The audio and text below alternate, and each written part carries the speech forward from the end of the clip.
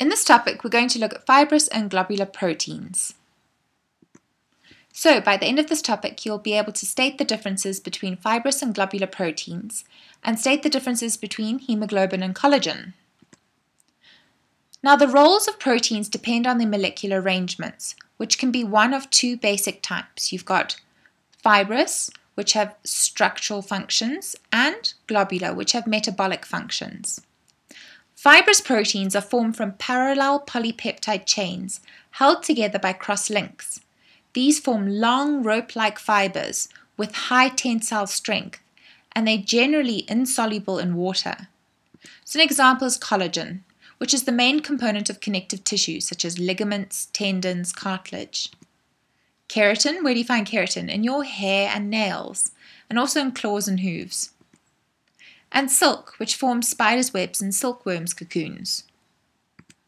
So let's look at collagen in a little bit more detail. Now, fibrous proteins are structural proteins with high tensile strength. Their primary structure is mainly made of repeat units of amino acids, for example, glycine, proline, alanine, and they form an unbranched polypeptide chain. The collagen molecule is made of 3 polypeptide chains, each in the shape of a helix, and they wound around each other. They're held together by hydrogen bonds. Every third amino acid is quite small, and it's usually glycine, which means that the coils can lie close to each other. The triple strands wind around each other, forming fibers, and the collagen molecules are held together in the fibers by forming cross-linkages. This adds to strength and stability. So take a moment to look over the different properties of fibrous proteins.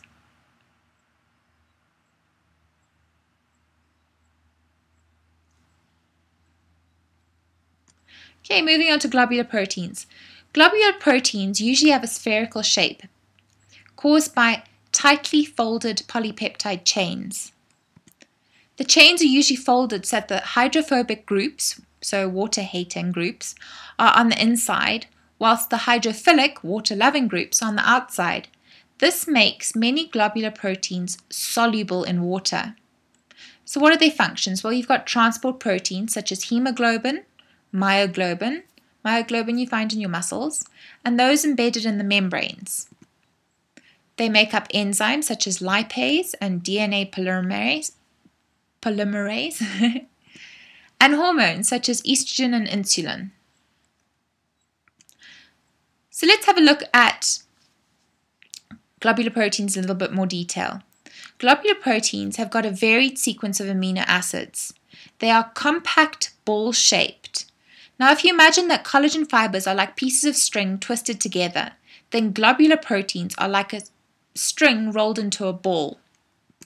They've got non-polar hydrophobic R groups, which point towards the center. So water molecules are excluded from the center, and the hydrophilic polar R groups are on the outside, and they've got roles in metabolic reactions. So an example of a globular protein is hemoglobin. It's made up of 4 polypeptide chains, 2 alpha and 2 beta chains, and it's nearly spherical in shape. The hydrophobic R groups point inwards, so it's important to maintain the 3-dimensional shape.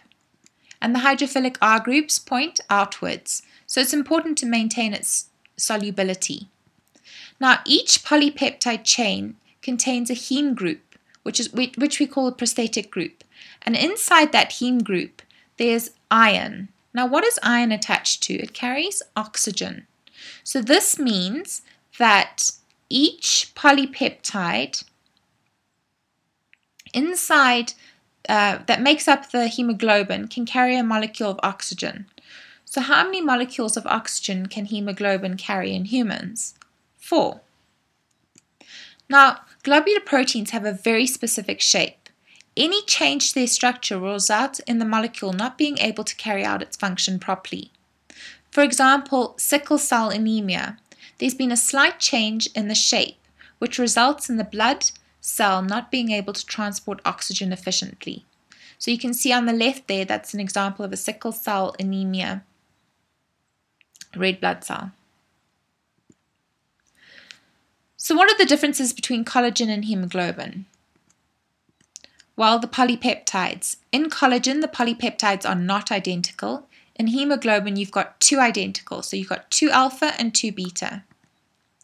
The number of polypeptides. Collagen's got 3 polypeptides. Hemoglobin's got 4. Prosthetic group. Collagen does not have a prosthetic group. Hemoglobin does, and that's called heme. The structure. Collagen is fibrous. Hemoglobin is globular. In terms of complex folding, collagen doesn't have a tertiary structure. Hemoglobin does have a tertiary structure. And then amino acids. Collagen's got over 1,000 amino acids, which is a very large number, whilst hemoglobin's only got about 141, and it's a smaller number of repeating amino acids. The size, collagen's about 300 nanometers long, and hemoglobin's about 5 to 10 nanometers long. And then glycine, which is a very small amino acid, you'll find it repeated every 3rd position in collagen. In hemoglobin, there's less glycine. And then the last topic is denaturing enzymes. If the bonds that maintain a protein's shape are broken, the protein will stop working properly, and it's said to be denatured. So here you can see the bonds are broken between the polypeptide. So the polypeptide unravels. So changes in temperature, pH, or salt concentration can all denature a protein, although the specific conditions will vary from protein to protein. Fibrous proteins lose their structural strength when denatured, whereas globular proteins become insoluble and inactive. So what have we learned in this lesson? Well, we've looked at the differences between globular and fibrous proteins and the examples of each. For example, fibrous protein, which is collagen, and globular protein, which is hemoglobin. So you'll need to know the details of each of these. And that concludes our lesson. The end.